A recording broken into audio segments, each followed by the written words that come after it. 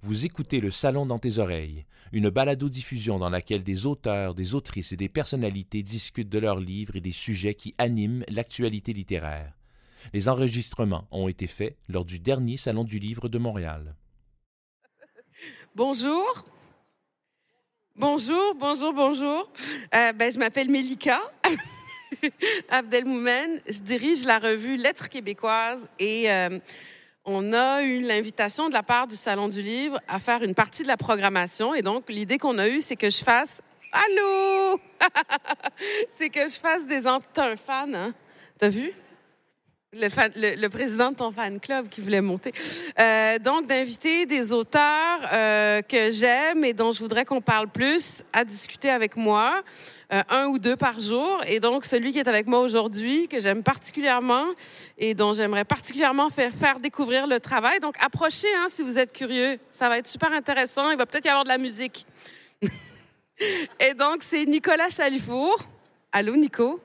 Salut, merci d'avoir accepté. Ben, ça me fait très plaisir. Merci de m'avoir Là, j'allais te poser une première question, mais j'ai cru comprendre que tu allais hijacker ma première question, donc je te laisse hijacker. Pour pas te décevoir, parce que... Tu me déçois jamais. Tu sais que... Et tu me surprends parfois. Tu sais que mes narrateurs sont des emmerdeurs. Alors, tu voulais que ce soit spontané, improvisé. Je te promets que pour le reste, je vais botcher et je vais improviser rigoureusement. C'est parfait. Mais pour ta première question, où tu m'avais laissé entendre que tu voudrais que je parle de ce que j'aimerais, hein, que soit ce que tu aimerais qu'on sache de toi et qu'on ne sait pas forcément. De mon parcours. De ton parcours. Alors, j'aimerais que le petit monde de papier auquel je travaille avec une fervente lenteur se fonde dans celui de ma chair et de mes os. J'aimerais que l'on devine qu'il y a autant de vérité dans les segments les plus explicitement fictionnels de mes livres que dans la recension la plus appliquée que l'on pourrait faire de ma négligeable biographie. Que l'on saisisse bien que c'est en portant des masques que s'exprime, en s'imprimant en creux au revers de ceux-ci, mon plus franc faciès.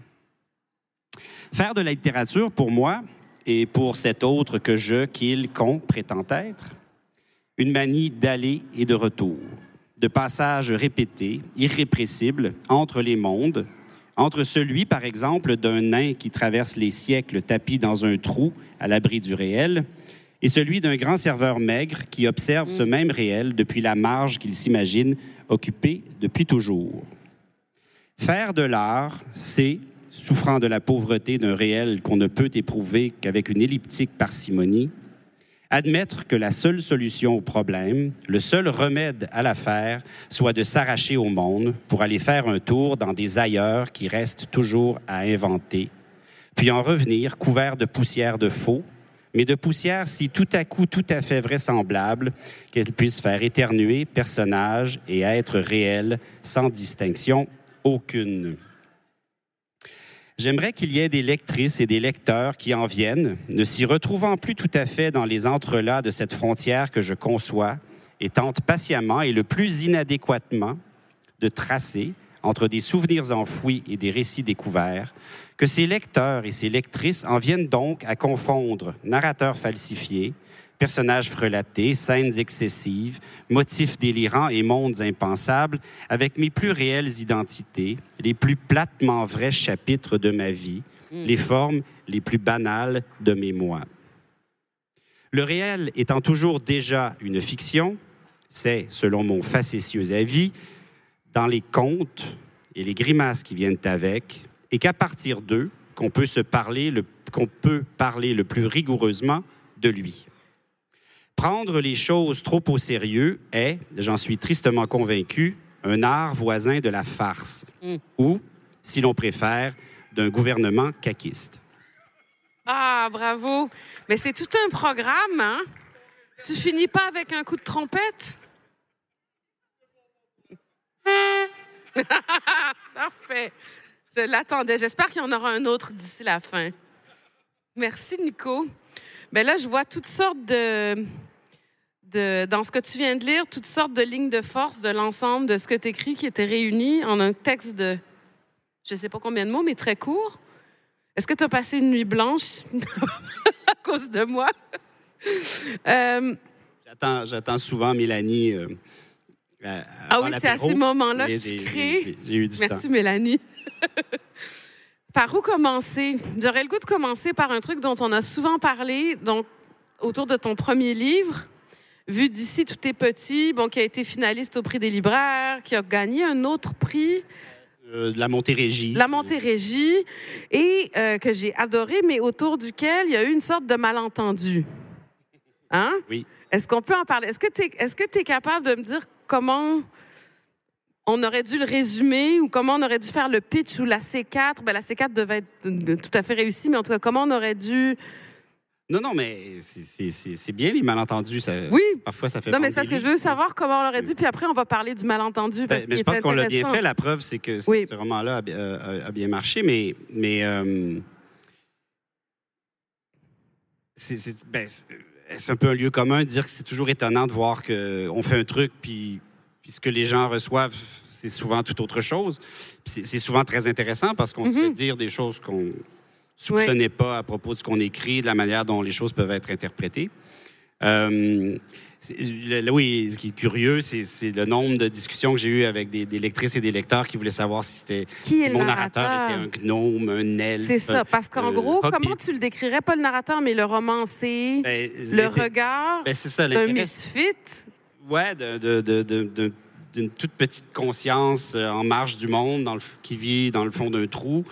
L'idée, c'était de réussir à trouver une espèce de manière de présenter un petit monde que j'ai beaucoup fréquenté, celui de l'hôtellerie de la deuxième moitié des années 90, qui est dans un... La restauration et l'hôtellerie, ça a beaucoup changé au Québec depuis. Oui. Mais au moment où moi, j'ai beaucoup travaillé dans un manoir, justement, c'était encore le jardin d'une espèce de double immigration européenne, de l'immigration de l'Expo et des Olympiques. Alors, c'était beaucoup les Français, les Italiens et beaucoup des hommes. C'est un milieu très sexiste encore et très excessivement condescendant à l'égard des serveurs québécois, dans certains milieux. Bon.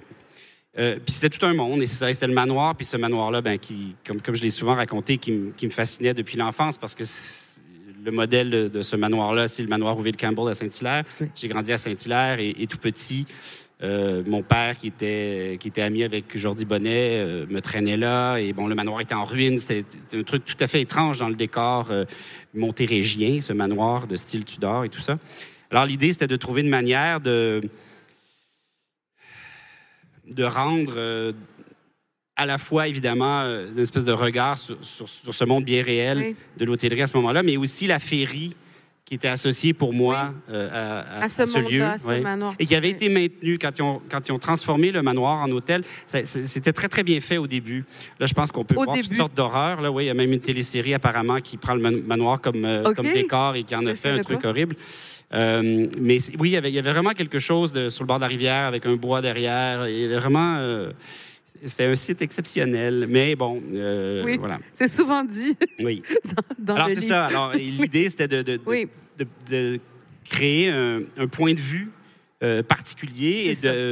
Puis là, évidemment, il n'y a pas d'évidence, mais tout a fonctionné. Ça faisait longtemps que j'essayais d'écrire ce livre sur le manoir. Et tout à coup, cette voix, à un moment donné...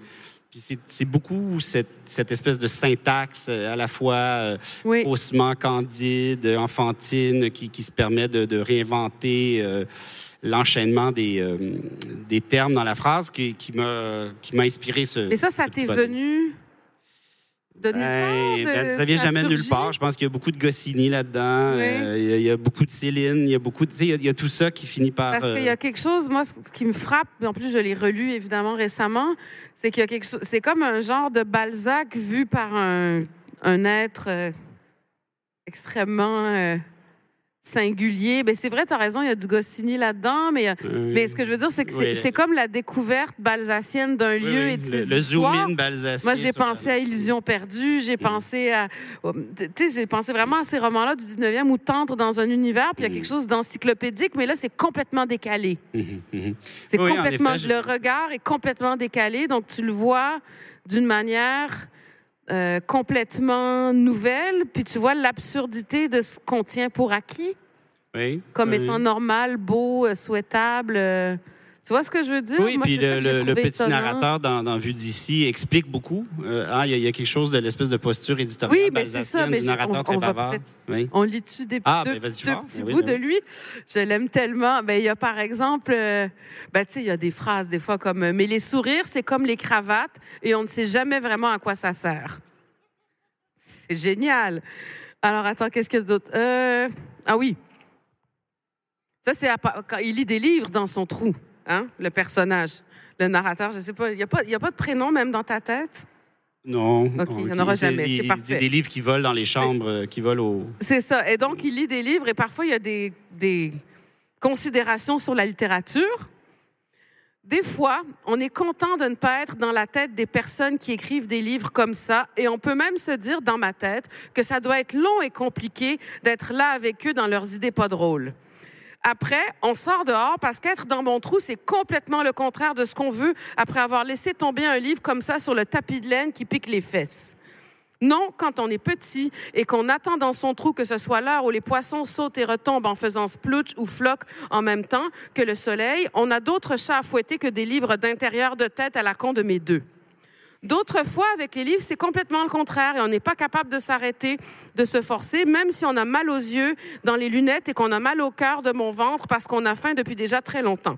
Ça, c'est parce que c'est écrit dans le livre, c'est comme si on était dedans, entre les mots, ou comme si c'était là, juste en dehors de mon trou ou au bout de mon nez, comme de la goutte de morve quand la rivière est glacée. Mais on sait tout de même que c'est juste des airs que ça se donne. Donc, c'est le narrateur de Vue d'ici, tout est petit. Oui, c'est ça. Et là, il est en train de lire sans que ce soit jamais véritablement...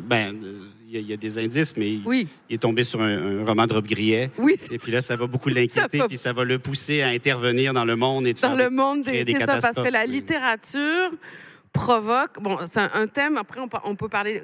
On va faire les liens avec tes autres livres, mais un truc qui est... dans ta vie, comment témoigne le collier que tu portes aujourd'hui.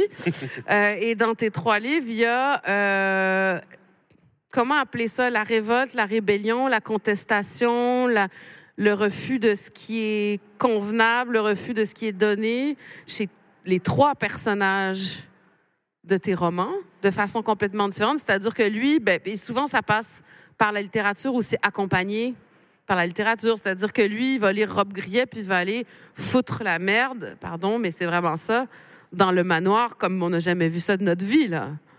Oui. Il y a plusieurs choses dans ce que tu dis. Oui. Il y a cette idée du sabotage, mais... Sabotage, oui, c'est vrai. C'est ça, ma meilleure mot. D'abord, j'ai l'impression que là, je vais dire des espèces d'évidence un peu grandiloquente, mais je pense que c'est ça que l'art et la littérature fait, saboter. Là. Oui. Je pense qu'une œuvre qui sabote rien va se retrouver au rayon caquiste. C'est un pamphlet du gouvernement. Hein? C'est un pamphlet du gouvernement. C'est ça. Je pense que simplement que l'art, en nous arrachant à cette espèce de ronron anesthésiant de notre rapport au réel, en nous forçant à faire un pas de côté, nous rend service en sabotant notre rapport au réel. Après, tu parlais d'intertextualité, en fait. Oui, absolument, oui. Puis ça, c'est quelque chose que je radote un peu depuis des années, mais pour moi, c'est fondamental. C'est-à-dire, je trouve qu'on a... En général, on a une espèce de rapport assez candide à l'art et à la littérature. On s'imagine que c'est nourri que des expériences vécues et que de... Mm-hmm. Alors que quand on fréquente des œuvres d'art, du cinéma, des livres, on vit des trucs. Oui. Et que ces expériences vécues, disons, par procuration à travers l'art, pour moi, puis c'est peut-être parce que ma mémoire est tout à fait dysfonctionnelle, mais pour moi, ces expériences-là s'en vont rejoindre sur les rayons désordonnés de ma mémoire, des expériences vécues. Et à un moment donné, toutes ces choses-là se confondent. Alors, j'écris à partir de ce que j'ai vécu, bien sûr, mais j'écris aussi beaucoup à partir de ce que j'ai vécu à travers la littérature, à travers l'art. Et j'ai voulu, dès le premier, que ce soit clair dans ce chapardage d'œuvres dans les chambres des clients qui viennent influencer le cours des choses pour cette petite créature. Mais j'ai voulu insister là-dessus dans le deuxième, dans la philosophie. Et le jeu se prolonge dans le troisième. Pour ceux qui ne connaissent pas, parce que je vois Yves, qui qui avait hâte de découvrir, que tu connais pas, hein, le travail de Nicolas, c'est ça. Est-ce que tu peux présenter un peu comment, donc sur les 3 romans, comment ça fonctionne? Il y a une espèce de jeu, évidemment, d'emboîtement. C'est ça, il y a l'intertextualité entre les 3 romans. Oui, puis dans chaque roman... de pousser assez loin, c'est ça. C'est-à-dire que dans le deuxième, dans Variété Delphi, qui est le nom d'un dépanneur grec du Myland, qui était à une époque mon comptoir postal, le personnage reçoit des colis par erreur. Puis là, il y a tout un jeu avec l'adresse, une erreur dans l'adresse d'Héliotrope, puisqu'il habite sur Saint-Laurent, plus au nord, une inversion de chiffres. Alors, il reçoit des colis par erreur. D'abord, un roman de Nabokov, Pale Fire, qui est une de mes œuvres fétiches. Ensuite, un roman de Rob Griel, La Maison de Rendez-vous, et finalement, Cité de verre de Paul Auster. Bon, c'est très mâle comme florilège, mais bon. Juste préciser quand même que ce narrateur-là, c'est le serveur, le grand serveur maigre du premier roman. Oui. Mais là, c'est ça. Alors, mais d'abord, l'intertextualité externe. Externe. Commençons par l'externe pour aller vers l'interne. Et là, l'idée, c'était de montrer très explicitement et chacune de ces lectures-là, le narrateur va lire ces livres-là qu'il reçoit par erreur, Variété Delphi. Et j'espère que subtilement, une lectrice ou un lecteur attentif va voir que le roman lu engendre, en quelque sorte, la suite du roman. Mais après, il y a aussi cette phrase que j'avais placée dans le premier, parce que très tôt, tu me demandais comment je voulais qu'on perçoive mon œuvre, et je n'ai pas répondu à cet aspect-là dans le petit texte que je vous ai lu, mais j'ai fait un souhait, moi, quand j'ai su que mon premier livre, et je ne sais toujours pas si je vais être capable de le tenir, mais jusqu'à maintenant, ça va plutôt bien. J'avais envie que tous mes livres soient explicitement liés, que tout ce que j'allais faire constitue... Évidemment, le corpus d'un auteur, c'est toujours le cas. Mais que là, que ce soit explicite. Oui. J'avais envie de me poser cette espèce de petit défi qui, en fait, pour moi, est une espèce d'obsession. Et là, j'ai perdu le fil de ce que... Ah oui. Le petit passage dans En vue d'ici, tout est petit, donc le premier livre. C'est que, bon, la petite voix narrative, la petite créature qui vit dans son trou, finit par distinguer les différents personnages. Et il y a le grand serveur maigre. Et alors, le grand serveur maigre, il dit aussi qu'il faudrait faire un livre un jour avec le manoir dedans, parce que le manoir, c'est vraiment quelque chose qui est trop drôle pour ne pas se faire mettre dans un livre. Mais un livre comme ça, ce n'est pas quelque chose qui m'intéresse. Et ça ne serait pas bon pour la vigilance, parce que pour faire des livres, on fait de la description. Et la description, ça regarde partout, et même dans les coins, comme les clébards de merde avec leur nez mouillé. C'est que la petite créature aimerait chérir sa clandestinité. Absolument. Et n'aime pas beaucoup les chiens. La vigilance est très... Mais ce qui est étonnant, c'est que ce que la petite créature dit sur la description, c'est ce qu'elle fait. Oui, pendant exactement. tout le roman. Exactement, oui. Donc, c'est ça. Donc, c'est le premier lien entre les 2 premiers livres. Donc, on imagine le narrateur du deuxième qui est un emmerdeur fini, quelqu'un qui ne va pas bien du tout. Qui est le grand serveur Meg. Le grand serveur Meg, qui travaille au manoir et qui crée toutes sortes de catastrophes dans ses heures de service. Oui, il y a des catastrophes de service assez Alors, il y a une reprise de ce qui hein? se passe dans le premier, mais cette fois-ci, dans un cadre un petit peu plus réaliste, disons. Mais, alors, l'idée, c'est qu'il y a ça, et dans le deuxième, il y a ces livres qui arrivent. Oui. Et, puis là, l'intertextualité, il y a un autre truc, c'est que je voulais souligner de manière très claire que la littérature, pour moi, est quelque chose qui se nourrit aussi de la littérature, évidemment. Absolument. Mais explicitement. Oui. Et que tout ça est une espèce de grand jeu de recombination, de combinatoire. Mais qu'il y a aussi les œuvres, il y a le Panthéon, mais il y a aussi les œuvres dans lesquelles on est et qui sont contemporaines. Et puis là, il y a mon bon ami Patrice Lessard qui, à la même époque, écrivait, et il y a une espèce d'affinité esthétique entre Patrice et moi. Et on a décidé, en écrivant chacun notre deuxième roman, qu'on allait essayer de faire un truc qu'on a l'impression qu'il ne s'est pas beaucoup fait dans la littérature, c'est-à-dire que nos univers se croisent, se confondent, qu'on continue à faire notre petit truc, qu'on était tous les deux dans une espèce d'écriture de trilogie et qu'il y a un croisement et qu'il y a une accentuation de cette espèce de jeu d'intertextualité radicale entre nos œuvres. Alors, il y a ces 3 trucs-là. Alors, il y a J'ai essayé de faire dans les 3 premiers, puis que je poursuis dans le 4e, mais cette idée de reprendre les motifs, de reprendre la matière du roman précédent. Puis j'ai essayé, surtout entre le 2e et le 3e, alors pour aller vite, dans le 2e, on reçoit des colis. Oui. Et dans le 3e, qui se passe à Lisbonne, on découvre, sans que ça marche tout à fait, mais on découvre celui qui poste les colis. Oui. Et donc, le narrateur du 2e reçoit les livres qui vont orienter son existence et son histoire du narrateur du 3e, qui semble être à la fois le narrateur du 2e et qui ne peut pas l'être, dans une espèce de boucle de Mébius tordue. Oui. Bon. Un truc très baroque, d'une certaine façon, mais on pourra en parler après, là.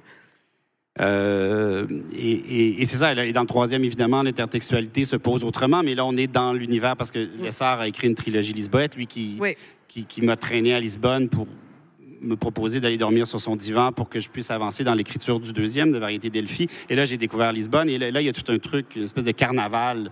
Dans le 3e. Littéralement, que j'ai vécu et qui a servi de combustible pour le 3e. Je m'inquiète pour toi. Pardon? Tu as fait tout ce que le narrateur du 3e a fait. Je m'inquiète vraiment pour toi. Ça me plaît assez que tu t'inquiètes. Oui.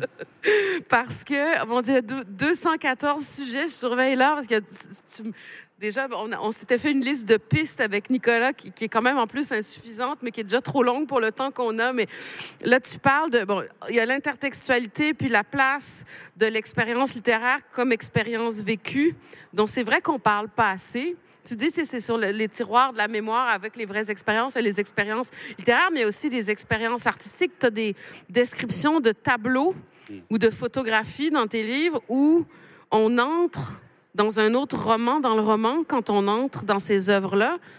Ça, je t'ai peu entendu en parler dans les fois où je t'ai entendu parler ou lu dans des entretiens. Je sais pas, je trouve que... moi, c'est toujours ça, il me semble, qui m'obsède, qui m'intéresse beaucoup, c'est des espèces de seuils entre les mondes, entre les niveaux de représentation, puis c'est ça, on parle beaucoup des descriptions, souvent dans mes romans. Mais pour moi, une description... Je me souviens j'avais pris, quand je faisais ma scolarité de doctorat à McGill, un séminaire qui se qualifiait pour ça, qui était sur la description, puis que j'ai abandonné au bout de la première semaine, parce que là, le prof, que j'avais trouvé assez détestable, présentait la description, véritablement faisait une distinction absolue entre la narration et la description. Et n'était pas du tout ouvert à ce qu'on discute de la porosité. OK. C'est-à-dire que pour moi, je vois pas très bien cette frontière. Pour moi, elle n'est pas très claire. Et pour moi, une description qui rompt parfaitement avec la narration, c'est-à-dire où plus rien ne bouge, et sans intérêt. Je comprends pas qu'on puisse encore faire ce genre de choses. C'est mauvais pour la vigilance. Oui, voilà. Et de la même manière que je trouve que dans la narration, il y a quelque chose... La narration a quelque chose de l'arrêt sur image, de choisir un épisode plutôt qu'un autre. On fait ça, mais alors pour moi, il doit y avoir une espèce de fluidité entre les deux. Alors, on parle souvent de mes descriptions cinématographiques, parce qu'on sent toujours la présence du point de vue et le mouvement du point de vue. Alors, quand on est devant une photo, il me semble que l'œil... Mais c'est la description d'un regard, en fait, plus que la description d'une photo. C'est drôle parce qu'il y avait Michel Jean hier qui disait la même chose sur les descriptions, parce qu'il y a un art de la description très particulier, Michel Jean, puis il disait ça, c'est pas la description de ce qu'il voit, c'est la description d'un regard. Oui. C'est ça, plus. Oui. Donc, c'est comme... de tout ce que révèle le mouvement de ce regard-là qu'il choisit. Oui. C'est ça, exactement. Jamais innocent. Oui. Exactement. Et puis je trouve qu'il me semble de la même manière qu'on ne peut pas prétendre qu'on écrit, qu'on invente, qu'on crée de la fiction à partir de rien, qu'à partir de sa petite expérience. J'aime bien un titre de... Je me rappelle même pas dans quel bouquin ça se trouvait, mais Stanley Fish, qui est une espèce de... Is there a text in this class? Ouais, mais moi, le titre que j'aime beaucoup, c'est Real Compared to What? Réel par opposition à quoi? J'adore. Il était complètement... Il était quelque chose, Stanley Fish. Alors, il faut qu'il y ait dans les œuvres, il faut aussi qu'il y ait des photos, des tableaux, du cinéma, Bien sûr. Et c'est pas juste... c'est jamais décoratif. C'est un prolongement du monde qui... C'est ça. Oui. C'est comme si on entrait dans un... C'est comme un... Comment dire... une espèce de boîte à plusieurs fonds, je sais pas comment appeler ça, mais une poupée gigogne. Puis quand on arrive à une description d'une œuvre picturale, là, que ce soit une photo ou même tu as des moments musicaux dans tes romans, où, c'est comme un roman dans le roman, bref. Il y a quelque chose de très... Hubert Aquin, tu dois connaître c'est publié dans Point de fuite, je pense. Il donnait un cours à l'UQAM, Hubert Aquin, sur ce qu'il appelait le baroque moderne. Puis il y avait toute une définition de ce que c'était le baroque moderne. Puis en gros, c'est Orson Welles, Nabokov, Borges. C'est toutes ces œuvres qui racontent une histoire en racontant l'histoire du mécanisme qui les crée. Oui. D'une certaine manière. Ce roman que j'ai beaucoup enseigné, que je fétichise, Pale Fire de Nabokov, Pale Fire, dans son journal, Aquin révèle être presque fâché, après avoir lu Nabokov, que Nabokov a écrit le roman qu'il aurait voulu écrire, le roman de l'échec, le roman de l'emboîtement. Il avait comme réussi le roman de l'échec avant lui. J'ai, il y a longtemps, dans une autre vie à l'université, travaillé sur Trou de mémoire. Et quelque chose que je trouvais très amusant dans Trou de mémoire, c'est que je travaillais sur l'édition critique de Bibliothèque québécoise qui venait de sortir.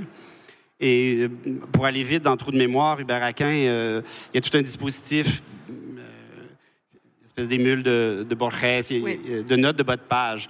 Et des éditeurs successifs s'engueulent dans les notes de bas de page. Et il y a une page, sur les notes de bas de page au cœur de Trou de mémoire où il y a deux paliers éditoriaux qui se contestent dans les notes de bas de page. Et là, on crée, c'est Marilyn Randall, elle crée l'édition critique et elle doit, ajouter une couche. Et cette fois-ci, réelle, de vrais commentaires critiques. Puis là, on s'engueule sur le Bernin, sur l'origine factuelle d'une statue sur un pont à Rome. Et là, Randall rajoute, puis elle joue le jeu. Et j'essaie de montrer que, même dans le ton de ses notes, on sent un peu d'Aquin. Okay. C'est comme une contamination. Et c'est comme si, dans cette espèce de jeu de double fond perpétuel chez Aquin, il forçait toute couche qui se rajoute, aussi sérieuse soit-elle et aussi externe et officielle soit-elle, à être avalée. Prise dans le jeu, à être avalée par la machine, par le dispositif. Mais c'est vrai que c'est très aquinien. Tu as quelque chose d'aquinien aussi, quand même? Enfin, dans le jeu, j'essaie de faire entre les livres qui s'avalent et qui se répondent. Oui, je pense qu'il y a quelque chose de ça. Oui. Et puis donc, dans le tout dernier, donc, où on a ce gars... donc on n'a pas beaucoup parlé du grand serveur maigre dans le deuxième qui fait du sabotage...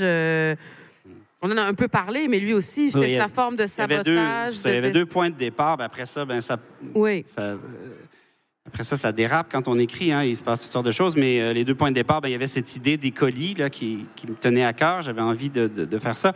Et l'autre truc, c'était la réaction de quelqu'un qui croit son enfant mort, mais qui ne l'est pas. C'est ça. Et qui après... Parce que cette idée aussi qu'une fois que le dénouement d'une situation tragique est heureux, mais ce qu'on a éprouvé au moment où on croyait que la situation était véritablement tragique, ce n'est pas effacé.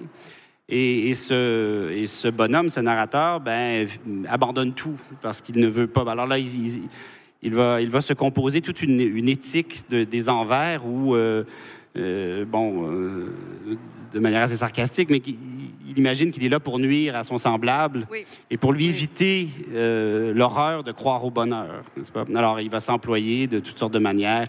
Notamment dans son travail au manoir, entre autres. C'est ça. Mais on va vite découvrir qu'il n'est pas si rigoureux que ça parce que finalement, il emmerde essentiellement les emmerdeurs. Oui, c'est ça. Ça tient pas bien. Hein? Il y a d'ailleurs une scène de chute. Hein? Oui, chute sur une pomme, les pommes qui sont très présentes dans le premier livre aussi, donc il chute en courant dans une ruelle pour échapper à des GF, des gars qui ont embêté, et il se pète la tête, et on retrouve ça presque dans le troisième. Ah oui, il y a une quasi-chute sur une pomme. Oui, c'est des reprises de motifs. Il y a comme des motifs qui se... Et t'as carrément... Je me souviens plus si c'est exactement l'ouverture ou quelques lignes après, mais dans Variété d'Elphie, Donc, celui après, vu d'ici, tout est petit, tu as carrément vu d'ici, tout est petit. Ah, c'est vers la fin. Vu d'ici, tout est petit. Du 11e étage, on peut voir minuscules les gens qui marchent en grelottant dans Riverside Park, les barges qui remontent la Hudson et sur l'autre rive, les avions qui, pour fuir novembre et ses morts en fait, décollent à intervalles réguliers. Tout cela est rapetissé et on peut s'amuser à écraser, à réduire en purée entre le pouce et l'index, gens, barges et avions pour se distraire, qui est comme une espèce de réinterprétation du discours de la petite créature sur sa colline. Qui fait... Dans le premier, qui fait ça... Et qui vient d'un sketch de Kids in the Hall. Ah oui, c'est un sketch de Kids in the Hall? Non, My God! C'est le moment où il termine l'écriture. C'est l'intermédialité? Oui. Mais ce narrateur-là finit à New York à la fin de Variété des Filles. À New York, puis et là, en fait, il écrit à partir d'une adresse sur Riverside Drive qui est l'appartement de Paul Auster dans Cité de Verre. Enfin, il y a des couches. Tu vois, ça, je le savais pas. Je connais pas assez pour Paul Auster. Non, mais c'est pas grave. Mais là, c'est le moment où puis là, il va aller poster son colis. Oui, j'ai même noté l'extrait. Oui. Et il y a aussi, un truc, vous avez remarqué, quand j'ai lu l'extrait de Vue d'ici, tout est petit, il passe du je au on. La créature, en fait, il dit jamais je. Non, il dit. Mais c'est là qu'on peut aller dans mes quartiers. Disons que le me et le on, on a la même chose. Oui. Avec le narrateur, mais qui est pas une petite créature, qui est une grande créature maigre, plus adulte.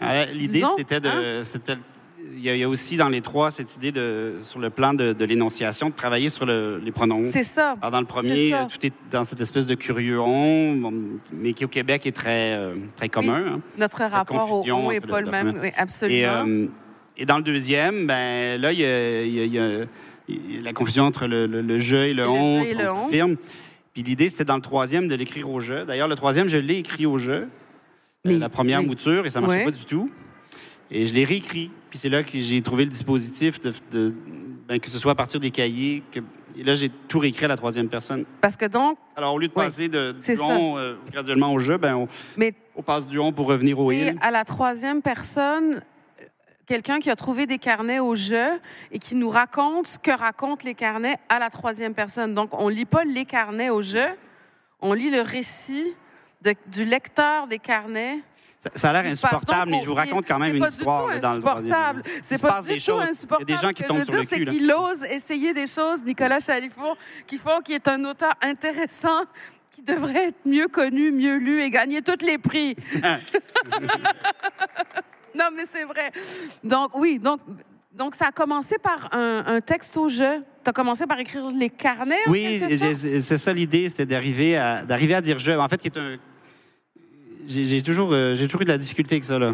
Je tourne toujours autour de cette idée-là. Il y a quelque chose de... Je sais pas. Il y a quelque chose de faux dans le jeu, je trouve. Il y a quelque chose de... De fictif? J'ai pas l'impression qu'on perçoit et qu'on pense le monde à travers le filtre du jeu. Dès qu'on dit jeu, on se met en scène et donc on... Alors, je sais pas, il y a quelque chose dans la... je trouve que le jeu, quand il est effacé, est beaucoup plus fort quand on le devine derrière la troisième personne que quand il s'étale. En même temps, je disais qu'il n'y avait pas de jeu, mais il y a un jeu au début du troisième, donc Vol DC 408. Attendez, je vais vous lire. C'est un peu la présentation du projet. Le lecteur des cahiers, lui... Le lecteur des cahiers dit « je ». Donc après, alors, ce qui suit est le fruit d'une série d'erreurs postales. Le premier colis m'a été livré vers la mi-juin. Il s'agissait d'un livre. Quelques jours après, d'autres ont suivi. Puis, un mois plus tard, ce sont des cahiers qui me sont parvenus. Je fais des petites coupures pour pas lire tout le livre au complet, ce que j'aurais bien envie de faire, mais je pense qu'il vaut mieux que vous alliez l'acheter. Ce n'est qu'à l'automne que je me suis décidée à tenter de donner une forme plus lisible à l'histoire contenue dans le fatras des cahiers. J'ai alors délaissé tout le reste de mes occupations pour m'enfoncer dans le texte. Maintenant qu'est venu le temps d'en ressortir, je ne peux qu'espérer avoir réussi à façonner un récit qui rende justice à ce qui palpite dans ces cahiers. Il m'est cependant impossible d'en avoir la certitude puisque ce livre, qui est d'une certaine manière devenu le mien au fil de son écriture, sera nécessairement un travestissement. Je suis convaincue qu'en tentant de dire vrai, on ne fait qu'inventer, détourner et tout confondre pour n'en arriver finalement qu'à mentir avec un peu plus d'application que d'habitude. je sais bien aussi que de parler d'un autre, ce n'est jamais autre chose que de parler en creux de soi. Ça, c'est très aquinien, quand même. On a Gilles Dupuis, d'ailleurs. Allô, Gilles, qui est un spécialiste d'Aquin, qui est arrivé tout à l'heure, qui pourra en témoigner. Donc, tu as quand même, c'est ça, ce jeu au début, mais qui est là pour nous mettre un écran de fumée dans la face. Oui, ailleurs, dans les écrits, j'ai écrit un court texte sur un épisode réel, cette fois-ci, tout à fait réel. Au Cégep, on a un projet de mobilité que j'ai créé avec des collègues. On va à Paris avec des étudiants, on fait de la littérature, on enseigne à Paris. Une année, avec les étudiants, on était à la cartoucherie et on nous a offert de visiter l'atelier. Puis là, j'ai un blanc, j'oublie le nom de cet artisan. Il est réputé, il a son atelier au Japon et c'est lui qui fait les masques pour la Commedia dell'arte quand on a besoin. Et il a son atelier à la cartoucherie. Il a invité les étudiants à visiter, puis là, il fabrique des masques. Et moi, niaiseusement, j'étais dans la quarantaine, pourtant, hein, j'avais vécu un peu. Et là, j'ai découvert quelque chose que vous avez trouvé banal, mais que dans les vrais masques qu'on façonne pour les comédiennes et les comédiens, bien, il y a le visage imprimé dans... C'est vraiment sur mesure, là. C'est pas du plastoc avec des petits points... Et là, puis c'est ce que j'essaie de raconter dans le texte dont je parle, c'est que j'ai une épiphanie. Et là, ce masque, ce visage en négatif, en creux, inscrit dans l'envers du masque, pour moi, est une espèce de révélation de ce qui me fascine dans la fiction et dans l'art, que c'est justement ça, là. C'est ce visage caché, dérobé par le masque, mais qui laisse son empreinte. Et c'est là que ça se passe. J'ai un extrait du texte en question. Ah, tu vois, j'ai fait mes devoirs quand même. Ça s'appelle Mascarade, c'est ça, c'est bien ça, dans les écrits. Donc, ton narrateur qui est un peu toi, tu viens de nous faire une sorte d'aveu. Là, on est proche du prof avec ses petits... Tu viens de nous faire une sorte d'aveu juteux, croustillant. Il voit maintenant dans le masque une manifestation matérielle, tangible du problème vieux comme le monde qui l'obsède, ce grand jeu par lequel un auteur n'en finit jamais de se livrer tout en se dérobant, sa vaine dissimulation derrière sa silhouette tramée de personnages qui non seulement le dévoile, mais aussi le transforme dans le mouvement de la parade et des infinis dérapages de la fiction. C'est pas magnifique, ça, je sais pas ce que c'est, hein? N'est-ce pas? J'avais abordé ça dans Variété Delphi, dans le segment new-yorkais. Puis d'ailleurs, quelqu'un m'en m'a reproché ça. Il y a quelques pages en anglais dans Variété Delphi. Ah, on t'a reproché ça? Ouais, non, mais je trouverais juste ça curieux parce que quelqu'un il voyait là un geste politique antinationaliste. Ça va vite, hein? Oui, je l'ai pas vu comme ça, je dois dire. Alors, le narrateur est à New York, puis il se tient dans un bar près de l'Université Columbia qui s'appelle le 1020 Bar, où j'étais allé voir du football une couple de fois avec mon ami Patrice, justement, à New York. Et là, il y a le personnage du barman qui en fait, j'ai presque, en partie, retranscrit des conversations que j'ai entendues en discutant avec eux, et qui est comédien. Puis là, il y a sa cour d'étudiants de Columbia. Ce passage-là. Puis là, et là, qui, dans un espèce d'emportement là, lyrique, parle de cette impossibilité. Puis là, il y a aussi le personnage un peu faux là, qui prêche, mais qu'une fois qu'on a incarné...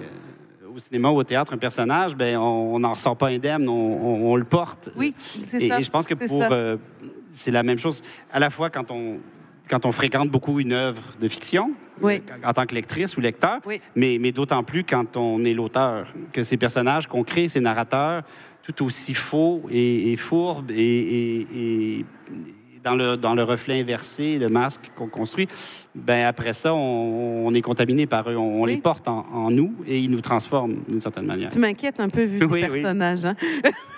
Si tu as été contaminé par eux. Oui, un petit coup de trompette.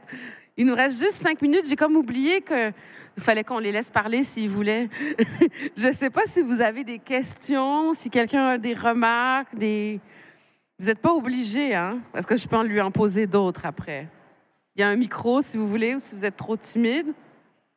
Sinon, je vais lui en poser une dernière. Oui, puis j'aurais dû dire au début que vous pouviez intervenir pendant. Dans ma tête, ça allait de soi. Il faudrait que je m'habitue à le dire parce que les gens du Salon du Livre ne savent pas forcément. Ah, ben tiens, voilà. Il y a un micro pour qu'on vous entende bien. Ben oui.